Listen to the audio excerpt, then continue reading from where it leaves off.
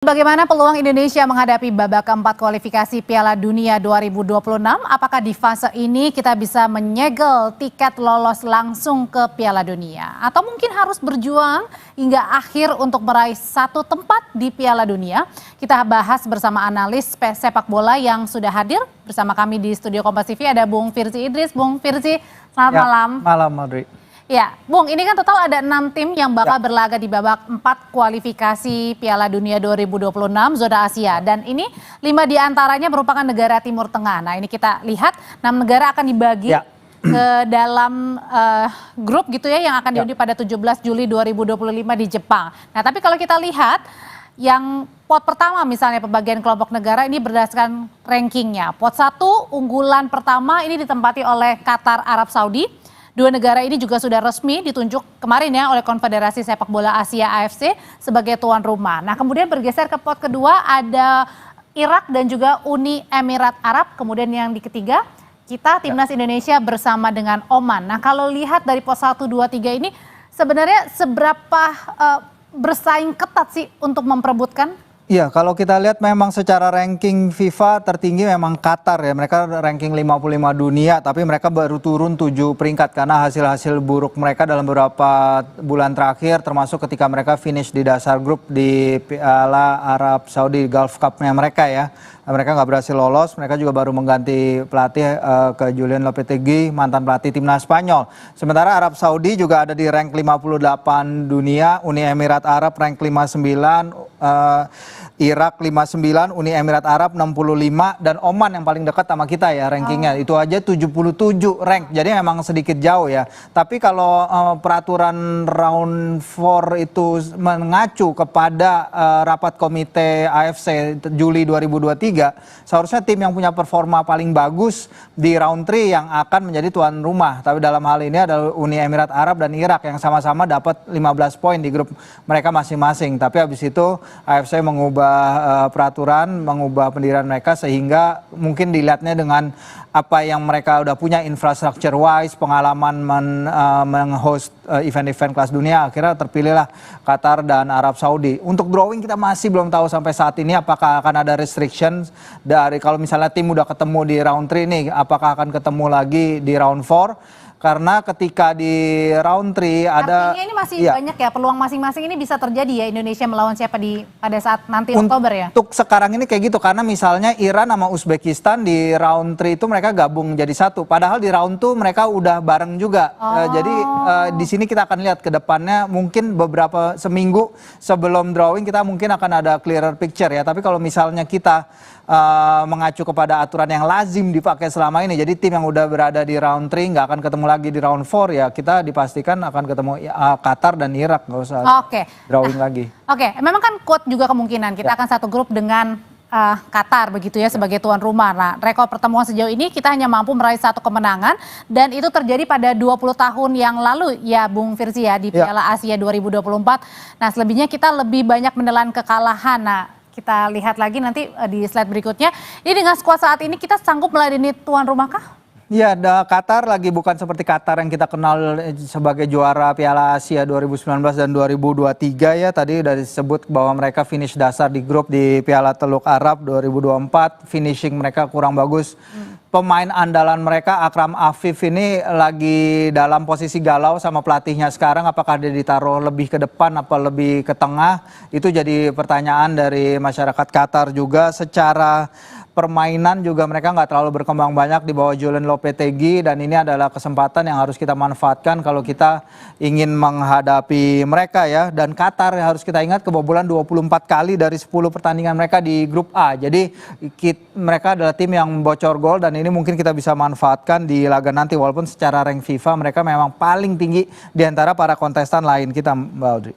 Tapi kalau kita lihat misalnya beberapa kali melawan Indonesia dan Qatar, ini kita pernah menang 1 kali, selebihnya Qatar ini apakah menentukan termasuk juga dengan peringkat ya? Ada yang bilang wah peringkat ini sebenarnya juga tidak menentukan, kan ada banyak hal nanti ya pada saat di Ya. tanding. Menarik kalau emang kita flashback beberapa kali pertemuan kita, tentu saja pertemuan paling yang kita ingat terakhir adalah di Piala Asia U23 ya, di mana kita bermain di Qatar dan kita berada di bawah ya kepemimpinan wasit asal Tajikistan waktu itu Kabirov, sangat kita anggap kontroversial ya karena beberapa pelanggaran keras dari pemain Qatar tidak diberi, sedangkan Ivar Jenner ketika itu mendapat kartu kuning kedua dan kartu merah karena pelanggaran yang sebenarnya sangat soft ketika itu, dan waktu itu pelatih kita Shin Tae-yong mengatakan bahwa wajar kalau tuan rumah mendapat keuntungan, tapi kalau udah dapat keuntungan seperti yang Qatar dapatkan ketika itu melawan kita, ini udah seperti pertunjukan komedi, dan itu adalah kata-kata yang Coach Shin pakai ketika itu. Jadi faktor non teknis seperti yang kata Om Kesit tadi utarakan, ini yang harus kita waspadai kalau kita bertemu Qatar. Tapi sisi positifnya ketika kita bermain di Qatar,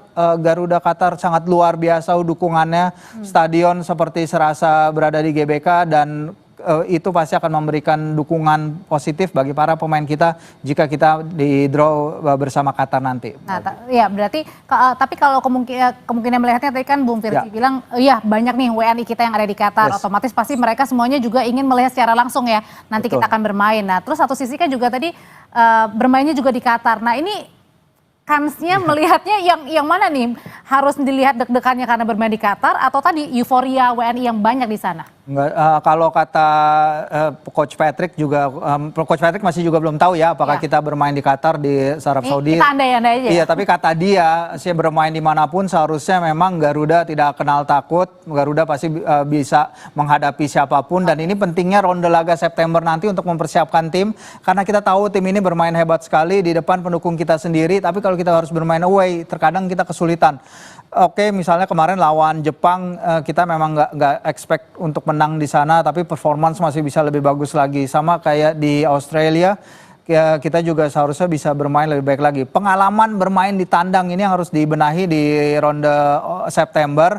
Apakah itu kita bermain melawan Lebanon, Kuwait, yang kabarnya kita akan menghadapi lawan-lawan dari negara Teluk, agar bisa memahami lebih, mempersiapkan diri menghadapi tim dari apakah itu Qatar, Arab Saudi, tapi ada baiknya apabila kita juga bermain di region itu, karena untuk beradaptasi juga dengan panas udara yang akan dihadapi di laga nanti cuaca. Ya. Oke, kita lihat selanjutnya, ini tadi Indonesia dengan Qatar, kita lihat berikutnya, ini kalau Arab Saudi, wah ini cukup jauh ya, 11 dan 1 kita menang. Nah, tapi kita coba kesampingkan masalah soal aturan soal negara, ini tidak akan bertemu dengan negara sesama peserta grup di babak ketiga. Nah, tapi kalau waktu bermain di Saudi, kita bisa berhasil imbang begitu, dan juga menang saat di Jakarta. Nah, kalau misalnya nanti kita bermain di Saudi, bisakah kita mengulang bahwa kita yang menang nih? Ya, kalau kita mendapat seri ya, itu final result is different from the performance ya. Karena ketika kita bermain di Jeddah, ketika itu kita menerima kalau tidak salah 18 tembakan, dan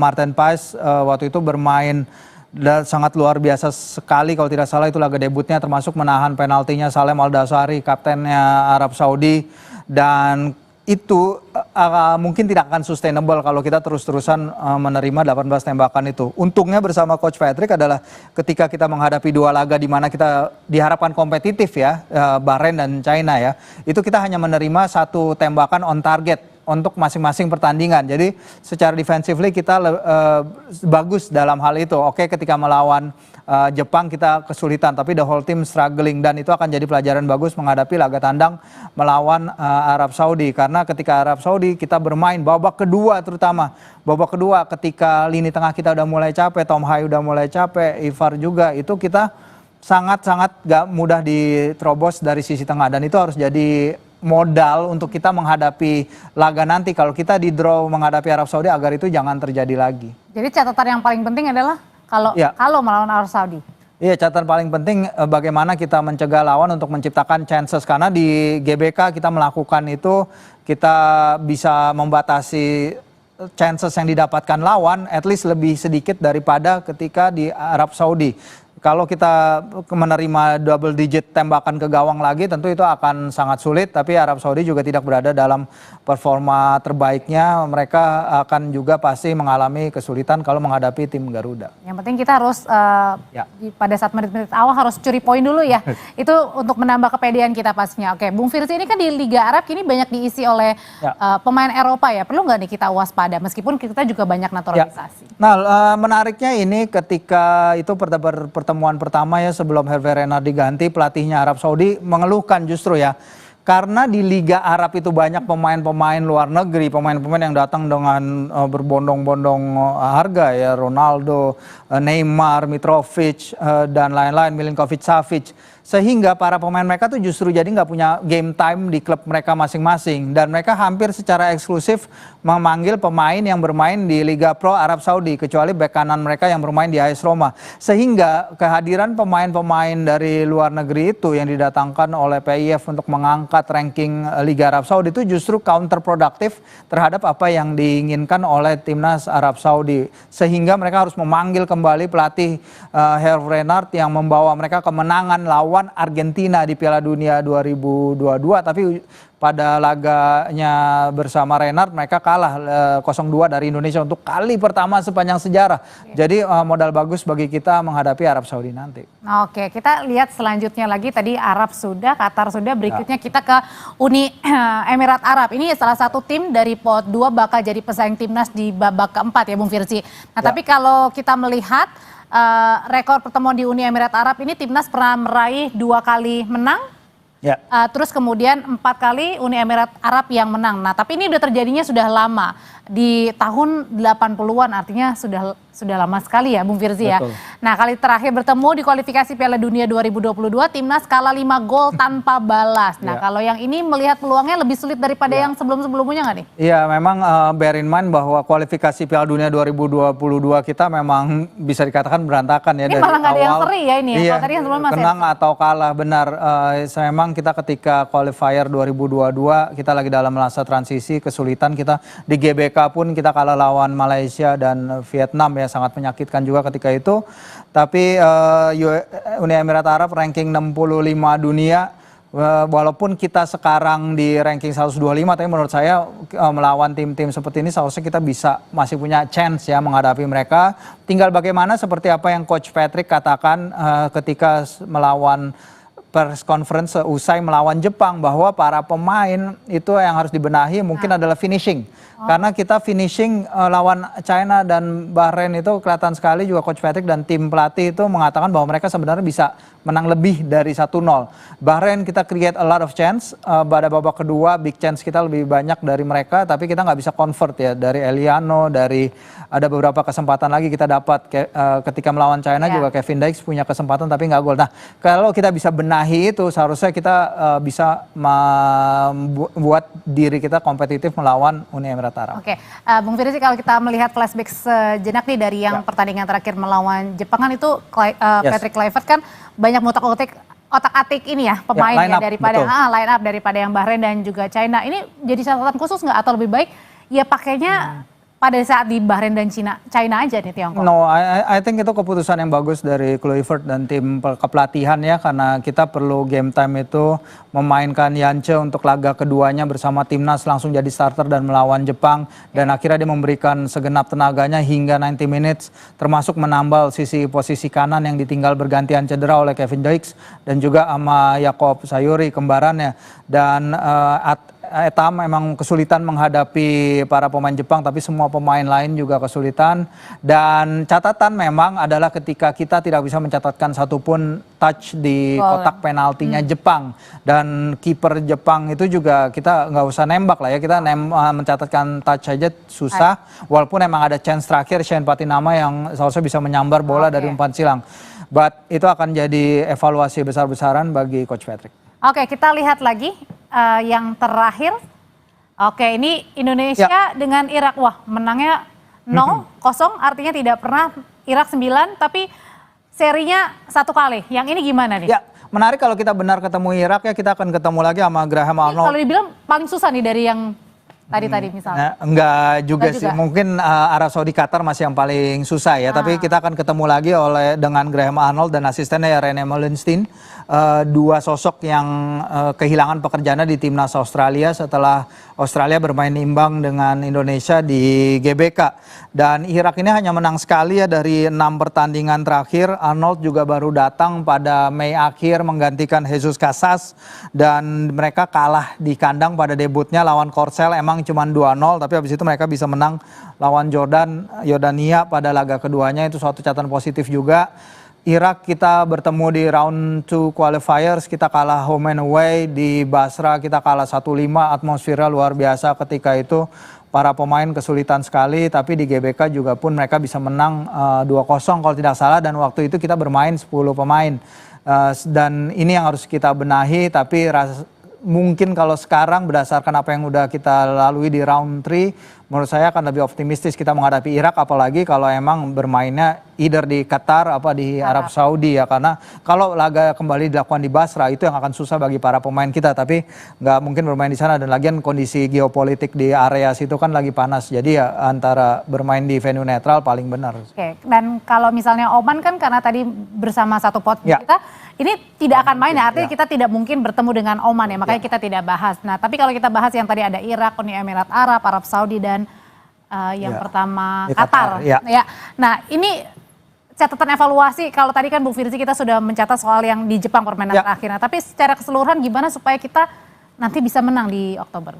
Ya, mungkin Coach Patrick akan pakai ronde laga September pastinya ya untuk mengetahui lebih banyak tentang timnya. Dia sekarang udah punya TC di Bali, dia bisa mengetahui lebih banyak soal Ole Romaini, Ole dan kawan-kawan, dan musim panas ini akan menentukan juga bagi banyak pemain kita ya, karena at least 3 lagi tanpa klub, Justin, Hubner, ada Tom Hai juga, ada si beberapa pemain lagi juga masih belum ada pemain. Max Helger tengah mencari klub baru, Dean James juga lagi mencari klub baru, Rafa Struijk juga belum ada klub lain setelah meninggalkan Brisbane Roar. Jadi ini akan menentukan sekali nih klub tujuan mereka berikutnya, sehingga ketika ronde Oktober datang mereka seharusnya udah fit, match fit, mereka bermain dengan klub mereka masing-masing, mendapatkan game time sehingga mereka bisa tampil dalam performance yang terbaiknya membela Garuda. Berarti dalam artian adalah waktu mereka untuk mencari-cari klubnya ini menjadi momentum buat terbaik juga buat kita ya, untuk maksimalin tenaga sekuat mungkin ya, Bung Firzi. Ya betul, dan mereka harus pastikan mereka pindah ke klub yang dimana mereka bermain gitu. Jadi nggak usah terlalu membidik, menurut saya pribadi ya, mereka nggak usah terlalu banyak membidik klub-klub di Eropa, tapi mereka hanya jadi bench player di sana. Kita perlunya mereka bermain week in, week out, tiap pekan mereka bermain agar mereka bisa match fit ketika menghadapi laga yang pasti akan jauh lebih susah, round 4, apalagi kalau kita lolos ke round 5 dan Intercontinental Playoff. Dengan pemain sekarang yang ada kemungkinan nggak nanti untuk menambah amunisi nih, ada yang baru lagi, atau cukup aja di sini? Terakhir pembicaraan yang saya dengar untuk Riedewald, mungkin Jairo Riedewald sempat disebut ya di konferensi pertamanya Coach Patrick, tapi kayaknya akan sulit ke arah situ. Milano Jonathan juga sempat disebut, tapi sejauh ini belum ada perkembangan update soal dia. Ada Dion Max sama tim Gapen, tapi itu kan buat tim junior, jadi untuk sekarang ya masih belum tahu, kecuali misalnya Jens Raven dikasih kesempatan ke tim senior, tapi dia dipanggil ke training camp untuk timnas U23 yang akan main di ASEAN U23 Championship. Jadi untuk sekarang ini sejauh ini memang belum ada update lagi sih. Oke, kalau gitu kita nantikan racikan Coach Patrick seperti apa ya Bung Firzi ya, untuk nanti bertanding lagi di bulan Oktober 2025. Terima kasih Bung Firzi untuk ulasannya, selamat malam.